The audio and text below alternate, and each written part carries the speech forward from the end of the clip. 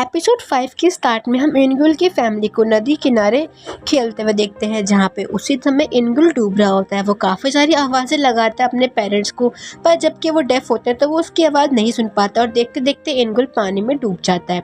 इनगुल अपने मन में कहता है कि फादर आप झूठे हो, आपने मुझसे कहा था कि अगर मैं डूबूंगा इनको डूबेगा तो सबसे पहले आप मुझे बचाओगे, लेकिन नहीं, आपने मुझे बचाने कभी नहीं आए। और इतने में उसके फादर लेक के अंदर छलांग मार के उसे बाहर निकालते हैं।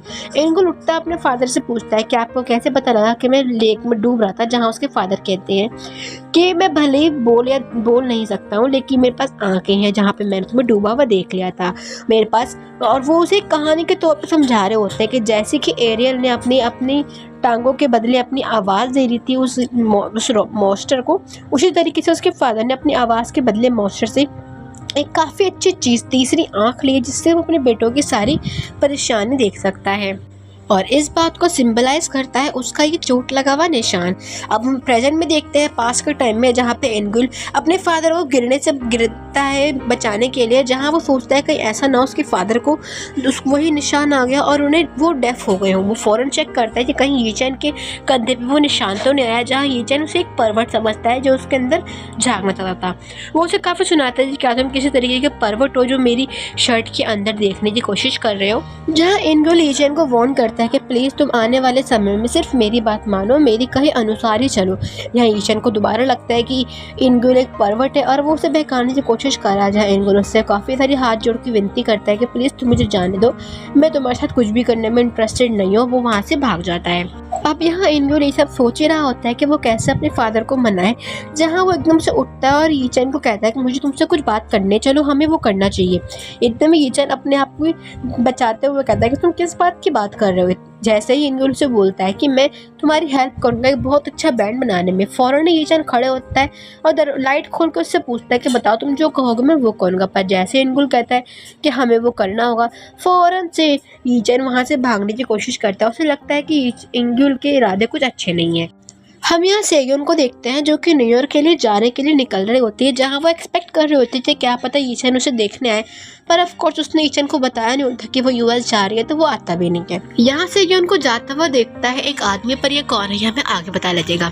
अब हम यहाँ स्कूल का टाइम देखते हैं, जहाँ पे यीचेन ये सब सारी बातें माजो को बता रहा होता है, जहाँ माजो कहता है कि तुम कुछ गलत सोच रहे हो, उसकी जरूर कोई और बात होगी, तुम क्यों ना उसकी बात को एक्सेप्ट कर लो और अपना बैंड बनाने पर लग जाओ। पर यीचेन अभी भी उसकी बात मानता नहीं है, क्योंकि उसे लग ही रहा होता है कि इनगुल एक तरीके का पर्वत है जो कि उसका फायदा उठाना चाहता है। इतने में आप बहुत सारे लोगों को भागते हुए देखते हैं, जहाँ माजो एक बंदे को रोक के पूछता है कि क्या चीज़ हो रही है, जहाँ वो बंदा बताता है कि तुम्हें नहीं पता हमारे स्कूल के ग्रेटेस्ट गिटारिस्ट को किसी अलग फॉरेनर बंदे ने, बाहर के बंदे ने उसे चैलेंज करा है ताकि वो गिटारिस्ट नंबर 1 बन सके। ये चीज़ सुनकर तो वो लोग भी वहाँ भागते हैं, जहाँ हम देखते हैं कि यहाँ पे फेमस गिटारिस्ट को जो चैलेंज करता है वो कोई और नहीं बल्कि इनगुल होता है। यहाँ दोनों के बीच में बैटल होती है म्यूजिक वाली, जहाँ पे यीचेन भी आया होता है।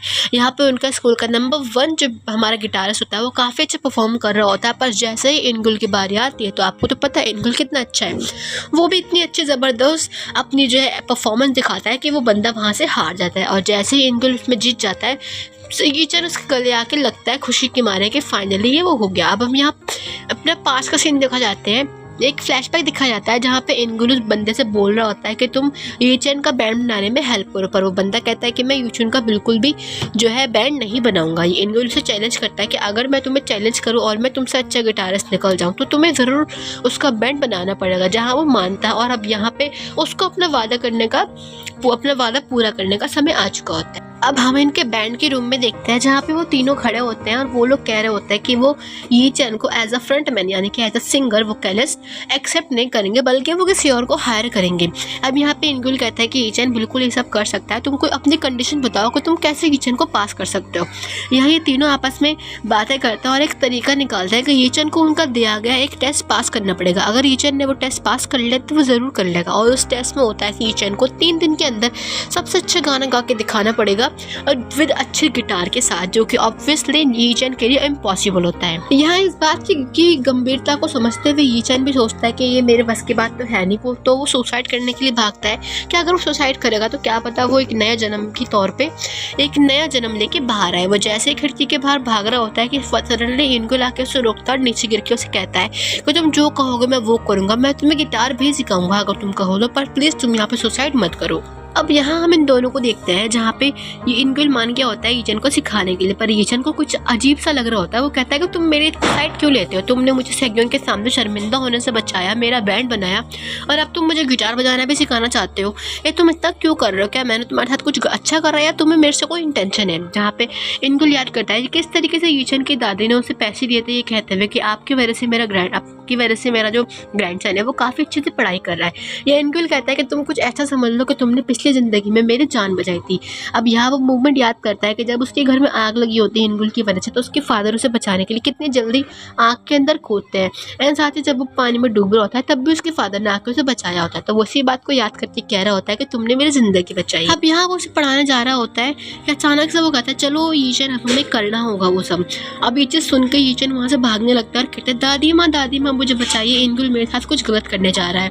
और यहाँ इनगुल उसे बचा के रोकता है कि मैं नहीं करने वाला जो तुम सोच रहे हो, ऐसा कुछ भी नहीं है। और ये सब नज़ारा यीचन के दोस्त सारे बाहर से देख रहे होते हैं, जहाँ उसके दादी आके बोलते हैं कि तुम लोग क्या देख रहे हो। दादी जैसे देखती है कमरे के अंदर, वो देखते हैं कि यीचन काफ़ी अच्छे तरीके से पढ़ाई कर रहा है, और ये चीज़ उसकी दादी को बिल्कुल यकीन नहीं होता कि इनगुल की वजह से उनका नालायक ग्रैंडसन अच्छे से पढ़ाई भी कर सकता है। वीडियो को आगे शुरू करने से पहले अगर आप ये वीडियो हमारे पुराने चैनल पर देख रहे हैं तो मैं आपसे रिक्वेस्ट करूँगी कि वो आप हमारे नए चैनल खुशी अहमद के नेम से उसे सब्सक्राइब कर लें, क्योंकि आगे आने वाली सभी वीडियो आपको इसी चैनल पे मिलेंगी। साथ साथ या तो आप इस चैनल को इस तरह से सर्च भी कर सकते हैं जिसका लोगो आपको कुछ इस प्रकार का दिखेगा। और इसके अलावा अगर आपको आज की वीडियो पसंद आई हो तो प्लीज़ हमारे चैनल को लाइक सब्सक्राइब भी करिएगा एंड कमेंट भी करिएगा। धन्यवाद। हम यहाँ चुंगा को देखते हैं जिसके पास यूएस से सेग्यो ने लेटर भेजा होता है कि मैं यूएस आ गई हूँ और तुम कैसी हो। वो उससे कह रही होती है कि तुम मेरे को भी लेटर लिखो। यहाँ पे चुंगा भी काफ़ी स्माइल करते हैं सेग्योन का लेटर देख के। यहाँ चुंगा लाइब्रेरी में होती है, बुक स्टोर में होती है, जहाँ वो एक बुक निकालती है जिसपे उसकी नज़र पड़ती है यीचन के ऊपर। यीचन को देखते देखते साकी उसे वो मूवमेंट याद आता है कि जैसे उसके ऊपर बुक गिरने वाली थी यीचन ने आके उसे बचाया था।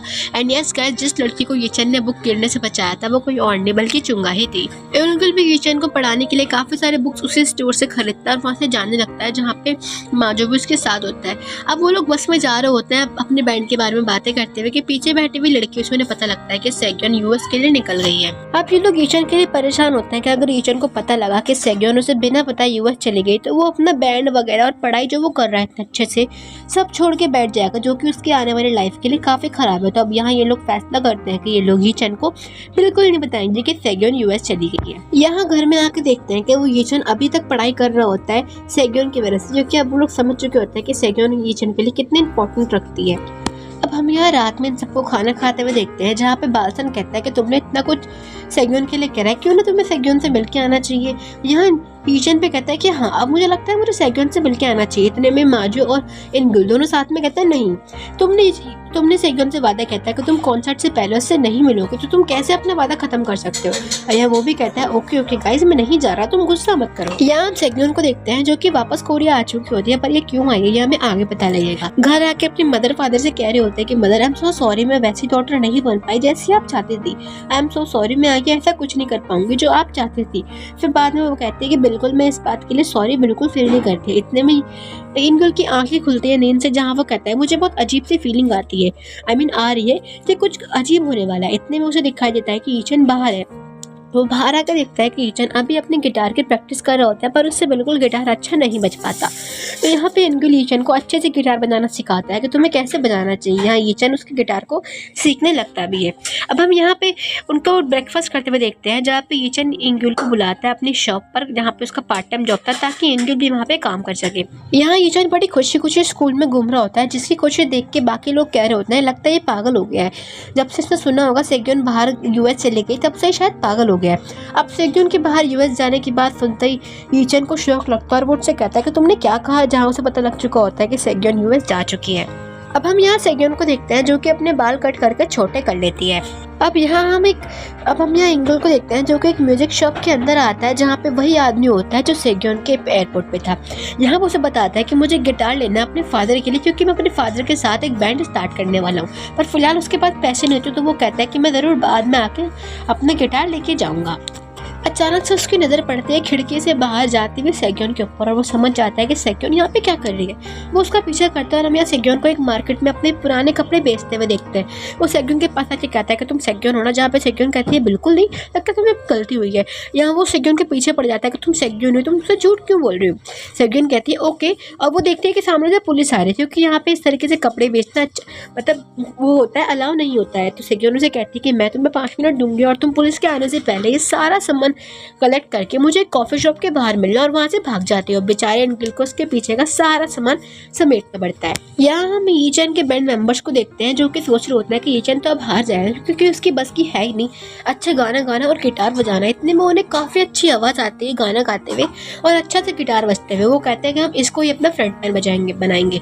यहाँ हम देखते हैं कि वो आवाज किसी और की नहीं बल्कि ईचन की थी। अब वो लोग भी ईचन का गाना सुनते हैं और ईचन इस गाने को गाते हुए अपनी और सेग्योन की काफी सारी मेमोरीज याद करता है, क्योंकि उसे बुरा लग रहा होता है सेग्योन के यूएस जाने का। इतने में वो लोग कहते हैं कि बिल्कुल तुम हमारे फ्रंटमैन बनने के लिए काबिल हो और हम तुम्हें पास करते हैं। अब हम यहाँ एनग्युल और सेग्योन को देखते हैं, जहाँ एनग्युल सेग्योन से कहता है कि क्या तुम्हें बिल्कुल भी ईचन के लिए बुरा नहीं लगता, तुमने उसके कितना कुछ करा, वो तुम्हारे लिए ब्रांड बना रहा है और तुम यहाँ से उसे बिना बताए यूएस चली गई। अब यहाँ पे वो भी कहती है कि हाँ मैंने कितना बुरा करा ना, पर तब भी सेग्योन से कोई ढंग का जवाब नहीं दे रही होती, जिससे एनग्युल सेटिस्फाइड हो चुकी। सेग्योन उसे काफ़ी सारी चीज़ें बोलता है कि तुम्हें उसको पहले बता देना चाहिए था कि तुम अपना बैंड मत बनाओ, क्योंकि मैं जाने वाली हूँ, पर तुमने ऐसा कुछ नहीं किया। अब ये चीज़ सुनने के बाद भी सेग्योन उसे कुछ कहती नहीं है। ऐसा लग रहा होता है कि मानो वो कोई अलग ही पर्सन बन चुकी हो। अब हम यहाँ चुंगा को देखते हैं जो कि ईचन के पार्ट टाइम जॉब के बाहर आती है, और इतने में ईचन को उसका ओनर कहता है कि तुम जिस लड़की ने तुम्हारे लिए लेटर दिया था पिछली बार, वो लड़की अभी बाहर निकली है। ईचन फौरन ही वहाँ जाता है चुंगा को ढूंढने के लिए, जहाँ चुंगा उसे मिलती है। वो चुंगा को लेटर दिखा के कहता है कि क्या तुमने लिखा था मेरे लिए, क्या तुमने ही मेरे लिए भेजा था। अब चुंगा को कुछ समझ नहीं आ रहा होता, उसे वो इतना समझ आता है कि ईचन उससे पूछ रहा है कि क्या ये तुम्हारा है, तो वो भी सर हिला के बताती है कि हाँ ये मेरा है। अब बस यही सुनना था, और फिर ईशान उसके ऊपर टूट पड़ता है कि तुम्हारी हिम्मत कैसे हुई मुझे सेग्योन के नाम से मैनिपुलेट करने की, तुमने तो मेरा सेग्योन के सामने मजाक बना दिया, क्या तुम अब खुश हो मेरे लिए। अब इतना कुछ सुनाने के बाद चुंगा को लगता है काफ़ी बुरा, और वो वहाँ से जाने लगती है। चुंगा के पीछे एक गाड़ी आ रही होती है जिसकी आवाज़ ऑफकोर्स चुंगा नहीं सुन पाती। ईशान बाहर आके उसे गाड़ी के सामने से हटा के उसकी जान बचाता है और उसे कहता है क्या तुम किसी तरीके की अंधी बहनी हो क्या जिसे कुछ सुनाई नहीं देता। और ये चीज़ सुन के बिल्कुल बहुत ही बुरा लगता है चुंगा को, और वहाँ से मुंह बना के चली जाती है। यहाँ पे वो भी सोचता है ये कैसी मिनी गर्ल है। वो यहाँ आके कहता है कि कितनी ख़राब लड़की, तुमने मुझे किस लड़की के बारे में बता दिया। उसका ओनर कहता है क्या तुम्हें नहीं पता, वो डेफ है, उसे वो बोले या सुन नहीं सकती है। अब ये चीज़ सुन के ईशन को काफ़ी ज़्यादा बुरा फील होता है। और हम यहाँ चुंगा को देखते हैं जो कि ईशन के करे हुए बिहेवियर से काफ़ी उदास होते हैं और काफ़ी रो रहे होते हैं। एंड साथ ही ईशन को भी काफ़ी बुरा लग रहा होता है कि उसने खामखा से कितना कुछ सुना दिया। वो अब फाइनली अपने जॉब से बाहर निकल के चुंगा को ढूंढने जाता है कि सडनली उसके सामने कोई आता है। वो पर्सन कोई और नहीं बल्कि हमारी सेक्योर होती है। अब यहाँ एंगुल भी इस बारे में सोच रहा होता है और वो याद करता है कि उसने अपने फादर से पूछा था कि आप मदर से पहली बार कब मिले थे, जहाँ वो बताता है कि मैं लैंग्वेज क्लास में गया था जहाँ पे मैंने तुम्हारी मदर को फर्स्ट टाइम देखा और मुझे लव एट फर्स्ट साइड हो गया था, क्योंकि उसकी आवाज़ काफ़ी अच्छी थी। जिस तरीके से वो लैंग्वेज साइड में बातें करती थी वो काफ़ी क्यूट वे था, जिस तरह से मुझे उससे प्यार हो गया। एंड उसके फादर लैंग्वेज क्लास में 20 साल की एज में गए थे। यह आपको ध्यान रखना है। आप यहाँ पे एंगल भी सोचता है कि ऐसा हो ही नहीं सकता, कैसे हो गया। सडनली उसे दिखती है चुंगा रास्ते में लेट बैठी हुई। वो चुंगा को अपना अम्ब्रेला देख के कहता है कि यहाँ पे बहुत बारिश हो रही है, तुम्हें अपने घर जाना चाहिए, और फिर वो वहाँ से निकल जाता है। यहाँ चुंगा भी फिर फैसला करती है कि वो ईशन को देखने जाएगी, पर जैसे वो ईशन के पास जाती है, ईशन और एंगल और चुंगा दोनों ही साथ में ईशन के पास पहुंचते हैं, पर दोनों ही देखते हैं कि उनसे पहले सेग्योन ईशन के पास पहुंच चुकी है, जिसके बाद उसे काफ़ी ज़्यादा बुरा लग रहा होता है। और वो दोनों साथ में कहते हैं कि हम लेट हो गए। इसी के साथ हमारा एपिसोड 5 यहीं पे ख़त्म हो जाता है। वीडियो को आगे शुरू करने से पहले अगर आप ये वीडियो हमारे पुराने चैनल पे देख रहे हैं तो मैं आपसे रिक्वेस्ट करूंगी कि वो आप हमारे नए चैनल खुशी अहमद के नेम से उसे सब्सक्राइब कर लें, क्योंकि आगे आने वाली सभी वीडियो आपको इसी चैनल पे मिलेंगी। साथ साथ या तो आप इस चैनल को इस तरीके से सर्च भी कर सकते हैं जिसका लोगो आपको कुछ इस प्रकार का दिखेगा। और इसके अलावा अगर आपको आज की वीडियो पसंद आई हो तो प्लीज़ हमारे चैनल को लाइक सब्सक्राइब भी करिएगा एंड कमेंट भी करिएगा। धन्यवाद। एपिसोड 6 की स्टार्टिंग चुंगा के बचपन से होती है, जहाँ पे उसकी मदर उसे साइन लैंग्वेज थोड़ी बहुत सिखाती है। यहाँ वो अपनी मदर के साथ काफ़ी कंफर्टेबल फील कर रही होती है, पर सडनली एक दिन चुंगा की मदर उसे छोड़ के वहाँ से चली जाती है। चुंगा उनकी गाड़ी के पीछे भागती रोती हुई और उसे साइन लैंग्वेज में बोलती है, मम्मा आई लव यू। और ये चीज़ सुन के उसकी मदर को भी काफ़ी रोना आता है कि उसकी बेटी उसे कितनी मोहब्बत करती है। अब हम नेक्स्ट डे देखते हैं जहाँ चुंगा के पास एक अलग गाड़ी आती है जिसमें से एक लेडी निकलती है अपने 2 बच्चों के साथ। वो चुंगा को कहती है कि मैं तुम्हारी लिव इन ट्यूटर हूँ और मैं तुम्हें आज से बोलना या सुनना सिखाऊंगी। यहाँ वो काफ़ी रूडली और स्ट्रिक्ट वे में चुंगा को बोलना सिखा रही होती है, पर चुंगा को ऑफ कोर्स बोलना नहीं आता तो उसे बिल्कुल बोल नहीं पाती। अब यहाँ पे ये औरत का कुछ और ही मकसद होता है और वो कुछ कितने बुरे तरीके से चुंगा को स्ट्रिक्टली पनिश करते हैं। वो उसे अंधेरे वाले एक रूम में उसके बाल पकड़ के खींच के उसे बंद कर देती है। और यहाँ हमें दिखा जाता है कि बचपन से लेकर बड़े होने तक चुंगा के साथ वो ऐसा ही व्यवहार करती भी आई है। एक दिन चुंगा को कुछ अलग तरीके की आवाज़ आती है और वो जैसे ही विंडो खोल के बाहर देखती है तो सामने सेग्योन का परफॉर्मेंस होता है जहाँ पे यूचन आया होता है। यूचन की अजीबोगरीब हरकतें देख के चुंगा को काफ़ी हंसी आती है एंड उसे तब से थोड़ा यूचन पसंद आने लगता है। एक दिन वो अपने बुक स्टोर पे होती है जहाँ पे यूचन उसकी बुक्स गिरते वक्त उसे बचाता है, जिसके बाद वो यूचन के साथ फॉल इन लव हो जाती है। देन उसकी मुलाकात होती है यूचन से स्कूल के रूम के अंदर, जहाँ वो यूचन को देख के पहचान लेते हैं तो यूचन ही है जो मेरे घर पे आया था। अब यहाँ इस बात को याद करते हुए चुंगा यूचन से मिलने जा रही होती है, पर यूचन को ऑफकोर्स सेग्योन मिल चुकी होती है, क्योंकि यहाँ चुंगा को लिटिल बिट लग रहा होता है कि सेग्योन अब यूएस जा चुकी है तो क्या पता उसके पास चांस है यूचन को अपना बनाने का। लेकिन अब जबकि सेग्योन वापस आ चुके तो यूचन बिल्कुल ऑफ कोर्स सेग्योन के ऊपर ही ध्यान देगा। यहाँ चुंगा को देख यूचन सेग्योन को वेट करने के लिए बोल के चुंगा के पास जाता है और यहाँ पे इनग्युल सेग्योन के पास आके बोलता है कि मैंने तुम्हें मना किया ना, तुम आसपास बिल्कुल मत भटको यूचन के, तुम उसे क्यों इतना मैनिपुलेट कर रही हो। यहाँ सेग्योन भी कहते हैं कि मैंने क्या किया, मैं तो कुछ भी नहीं कर रही, तुम ही ज़्यादा हाइपर हो रहे हो। और यहाँ पे यूचन जो कि चुंगा से बात करने की कोशिश करता है, पर चुंगा उससे मुँह बना के बैठ के गाड़ी से चली जाती है। जहाँ पे यूचन को चुंगा का एक कीचेन मिलता है जिसपे लिखा होता है वीवा ला विदा। ये तो नाम आपने सुना ही होता है, ये उसी म्यूजिक शॉप का नाम है जिसकी वजह से इनग्युल टाइम ट्रैवल करके यहाँ आया था। जहाँ से अगर इनग्युल से कहते कि मैं यहाँ पे इसलिए आई हूँ ताकि मैं यहाँ मर सकूँ, क्या तुम मुझे इसलिए परेशान कर रहे हो ताकि मैं जो हूँ जल्दी से फैसला करूँ कि मुझे जीना चाहिए कि मरना चाहिए। अब यहाँ ये चीज़ सुन के इनग्युल को काफ़ी बुरा लगता है। यहाँ से अगर यूचन को बाहर लेके आके बोलते हैं कि तुम टेंशन मत लो, हमारी कॉन्सर्ट वाली जो बैठती है वो बैठ रहेगी। अब यहाँ इनग्युल जो काफ़ी इनसिक्योर फील हो रहा था क्योंकि उसे पता लग चुका होता है कि सेग्योन आ गया तो उसके फादर को वो काट के रहेगी। यहाँ वो बड़ी बेसब्री से यूचन का वेट कर रही होती है, जहाँ यूचन आता है और वो उसे पूछता है कि वो तुमसे मिलने क्यों गए थे। यहाँ पे यूचन उसे कुछ भी नहीं बताता, पर फिर भी यूचन अपने सारे फ्रेंड्स को बताता है कि सेग्योन सब कुछ छोड़ छाड़ के सिर्फ उसके लिए ही यूएस से यहाँ पे आई है और यहाँ तक कि उसने अपने बाल भी बस उसके लिए ही कटवाए थे। अब यहाँ पे इनग्युल भी हमारी सेग्योन को देखने के लिए बाहर आता है, जहाँ पे वो उसे कहता है कि प्लीज़ तुम उससे ना मिलो, क्योंकि मैं तुम्हें धमका रहा हूँ कि तुम मेरे यूचन से दूर रहो, क्योंकि यूचन तुम्हारे साथ बिल्कुल भी हैंग आउट करता हुआ अच्छा नहीं लगता। पर यहाँ पे फिर भी सेग्योन उसे मजाक में बोलते हैं कि मुझे लग रहा है कि तुम्हें मेरी ही फिक्र है, और वो उसे एंजल बोल के उससे परेशान करने लगती है। पर घर आने के बाद हम देखते हैं कि सेग्योन के रूम के अंदर एक फांसी का फंदा लटका होता है, यानी कि उसने पक्का इरादा कर लिया है मरने का। अब हम यहाँ पे पूरे स्कूल में देखते हैं जहाँ यूचन काफ़ी खुशी दौड़ रहा होता है क्योंकि अब सेग्योन उसके लिए वापस आ चुकी होती है। यहाँ यूचन बड़े खुश होकर अपने बैंड के रूम में जाता है, जहाँ पे वो इमेजिन कर रहा होता है कि उसके सारे बैंडमेट कहेंगे फ्रंटमैन आओ हम यहाँ पे आके प्रैक्टिस करते हैं। पर इन रियलिटी वो लोग उसके ऊपर कचरा फेंक रहे होता है, ये बोलते हैं कि क्या तुम हमारी ट्रेनिंग के फर्स्ट डे पर ही लेट आए हो, और वो उसे काफ़ी धुमाधुम मारते हैं। जिसके बाद ये सब स्टार्ट करते हैं अपनी प्रैक्टिस, जो कि काफ़ी चीज़ें प्रैक्टिस कर रहे होते हैं। इतने में उनके स्कूल में अलग ही चर्चा होने लगती है, जहाँ पे एक स्कूटर पे एक लड़की आती है। यहाँ इनग्युल सोच रहा होता है कि मुझे लगता है कि सेग्योन नहीं होगी, क्योंकि सेग्योन को तो मैंने कल रात क्लियरली मना करा था यूचन से मिलने के लिए। पर जैसे ही वो लड़की अपना हेलमेट उतारती है तो वो कोई और नहीं बल्कि सेग्योन निकलती है। सेग्योन को देखते ही सबकी आंखें फटती है, खासतौर पर इनग्युल की, जो काफ़ी कन्फ्यूज होता है कि मैंने तो ऐसे वॉर्न किया था कि तुम यूचन से मिलने मत आना, पर ये तो यूचन से ही मिलने आ गई। यहाँ पे सेग्योन आके यूचन से कहते हैं, हाय यूचन, क्या तुम मेरे साथ अम्यूजमेंट पार्क चलोगे और मैं तुम्हारे दोस्तों के लिए भी टिकट लाई हूँ। जहाँ एनगुल कहता है कि मुझे तुम्हारे साथ नहीं जाना। सेक्योन कहती है कि मुझे पता है तुम मेरे साथ नहीं जाओगे, इसलिए मैंने तुम्हारे टिकट ली भी नहीं है। बेचारे का वहाँ पपोट हो जाता है। अब यहाँ ये सब लोग मिलकर एम्यूजमेंट पार्क जाने का प्लान करते हैं, क्योंकि एनगुल को तो अपने फादर को सेक्योन से जितना हो सके उतना दूर रखना होता है, इसलिए वो उन दोनों के बीच में आता रहता है। वीडियो को आगे शुरू करने से पहले अगर आप ये वीडियो हमारे पुराने चैनल पे देख रहे हैं तो मैं आपसे रिक्वेस्ट करूँगी कि वो आप हमारे नए चैनल खुशी अहमद के नेम से उसे सब्सक्राइब कर लें, क्योंकि आगे आने वाली सभी वीडियो आपको इसी चैनल पे मिलेंगी। साथ साथ या तो आप इस चैनल को इस तरह से सर्च भी कर सकते हैं जिसका लोगो आपको कुछ इस प्रकार का दिखेगा। और इसके अलावा अगर आपको आज की वीडियो पसंद आई हो तो प्लीज़ हमारे चैनल को लाइक सब्सक्राइब भी करिएगा एंड कमेंट भी करिएगा।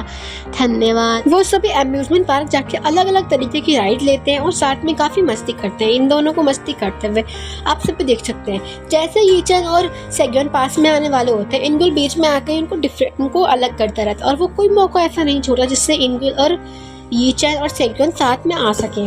अब बारी आती है ग्रुप फोटो लेने की। ग्रुप फोटो के टाइम पे भी सेक्योन यीचन से ही चिपक रही होती है, जहाँ एनगुल उन दोनों के बीच में आकर उन दोनों को अलग करने की कोशिश करता है। अब हम यहाँ डिनर का टाइम देखते हैं, जहाँ पे सेक्योन यीचन से कहते हैं कि मुझे टिश्यू चाहिए, तो यीचन उसके लिए टिश्यू लेने जाता है। पर यहाँ पे ये दोनों को ही सॉस की ज़रूरत पड़ती है, तो एनगुल और सेक्योन दोनों के बीच में सॉस की बोतल को लेकर लड़ाई होने लगती है।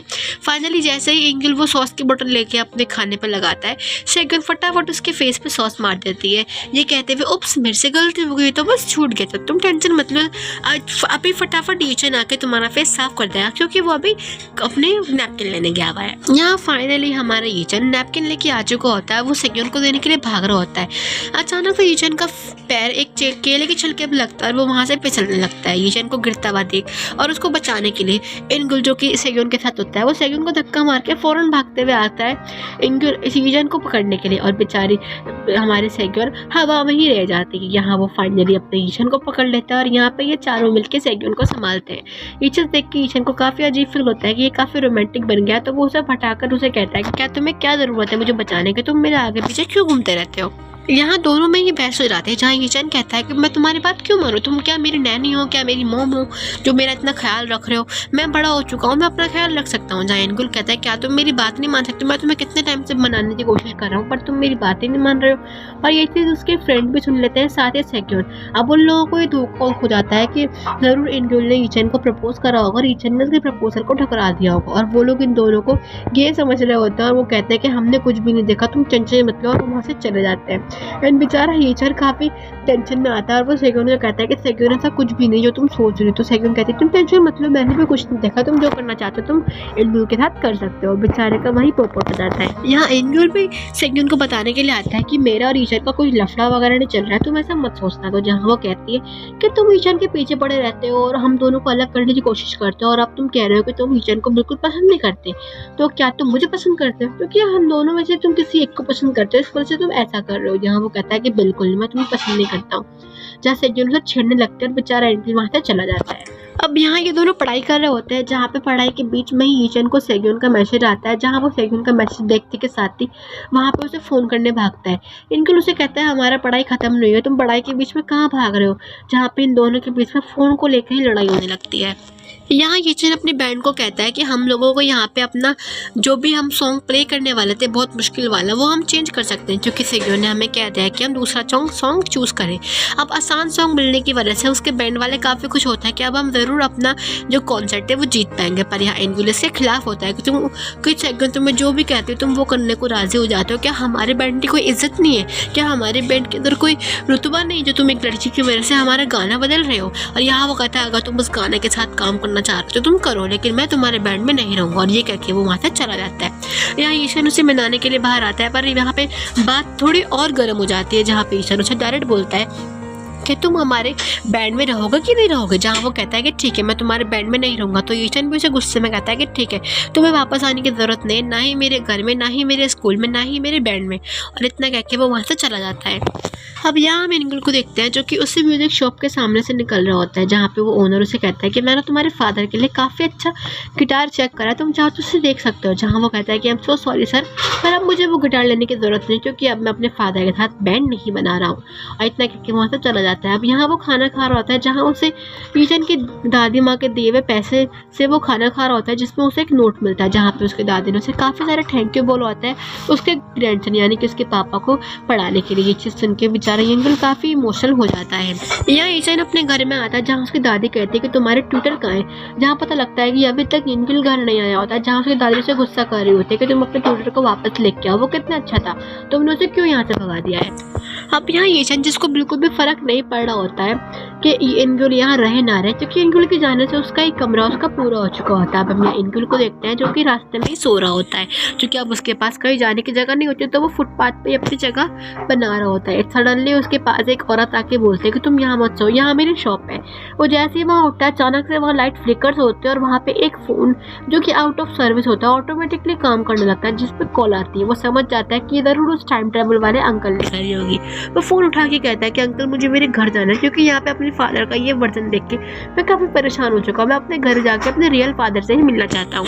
पर यहाँ वो टाइम ट्रेवल वाले अंकल उसे कहते हैं कि अगर तुम अब अपने प्रेजेंट में वापस जाओगे तो तुम्हें बहुत कुछ चीज़ें देखने को मिलेंगी, क्योंकि तुम जब से यहाँ पे आए हो तब से तुमने कुछ ना कुछ चेंज कर दिया। जहाँ इनगुल को याद आता है कि जब वो यहाँ पहली बार आया था तो वो यूदोंग जिन से टकरा गया था और उसके फादर ने यूदोंग जिन की जगह पे उससे अपने बैंड में शामिल कर लिया था। एंड साथ ही अगर वो यहाँ पे नहीं आया होता तो यहाँ पे सेग्योन भी वापस नहीं आई होती, पर उसके यहाँ आने की वजह से सेग्योन भी यहाँ पे वापस आ गई। अब जहाँ की वो समझ पाता है कि यहाँ पे हिस्ट्री चेंज होने लगी है और वो काफ़ी डर जाता है। वो कहता है कि मैं इन सब चीज़ को ठीक कैसे करूँ, पर फिर भी वो अंकल उसे कुछ नहीं बताते और कहते हैं कि तुम अपना ख्याल रखो और इस ट्रिप को अच्छे से पूरा करो, और बस इतना करके वो फ़ोन काट देते हैं। यहाँ हमारे इनगुल की आंखें खुलती जहाँ पे उसे एक पैम्फलेट मिलता है। उस पैम्फलेट के अंदर एक म्यूजिक शो का जो होता है कॉन्टेस्ट, उसके बारे में लिखा होता है, जहाँ वो समझ जाता है कि ये मेरे को ज़रूर उन फ़ोन वाले अंकल ने दिया होगा। तो वो उस कॉन्सर्ट में जाके पता करता है कि क्या पता उसको यहाँ पे कुछ काम की चीज़ मिल जाए, जहाँ वो वहाँ पे उस कॉन्सर्ट में पार्टिसिपेट कर लेता है। अब हम यहाँ स्कूल में चुंगा को देखते हैं जिससे काफ़ी सारी तबीयत खराब हो रही होती है। यहाँ चुंगा अपने स्कूल से बाहर आती है जिससे मिलने के लिए ईचन पहले से ही आया होता है। वो उसको हाय कहता है और उसके अपनी गलती से करी के लिए माफ़ी मांग रहा होता है, पर उसे पता लगता है कि हमारे जो चुंगा है उसकी काफ़ी सारी तबीयत खराब हो रही है, जहाँ पे उसे पता लगता है कि चुंगा का नाम चुंगा है। और उसे याद आता है कि एक बार लड़ाई के वक्त इनगुल के मुंह से निकला था कि तुम सेक्योन के पीछे क्यों पड़े, बल्कि तुम्हें चुंगा से प्यार करना चाहिए। जहाँ पे ईचन चुंगा को अपनी पट्टी पे बिठा के हॉस्पिटल लेके जाता है। यहाँ पे काफ़ी सारी परफॉर्मेंस होने के बाद फाइनली हमारे इनगुल का टर्न आता है, पर इनगुल की बारी आने पर ही वहाँ पे काफ़ी ज़ोरदार बारिश होने लगती है, पर इनगुल तभी भी अपना कॉन्सर्ट जारी रखता है। जैसे ही वो माइक पकड़ता है एकदम से उसे करंट लगता है और वो ज़मीन पर गिर जाता है करंट के मारे, जहाँ पे पूरा कॉन्सर्ट जो है बिल्कुल रुक जाता है। अब हम यहाँ सेग्योन को देखते हैं जिसके घर की लाइट जा चुकी होती है। वो अपने घर के बाहर आती है जहाँ पे उसे वही फ़ोन मिलता है जो आउट ऑफ सर्विस होता है, जिसमें से एनग्युल ने उन टाइम ट्रैवल वाले अंकल से बात करी होती है। सडनली वो फ़ोन बजने लगता है जहाँ पे सेग्योन वो आवाज़ सुन लेती है।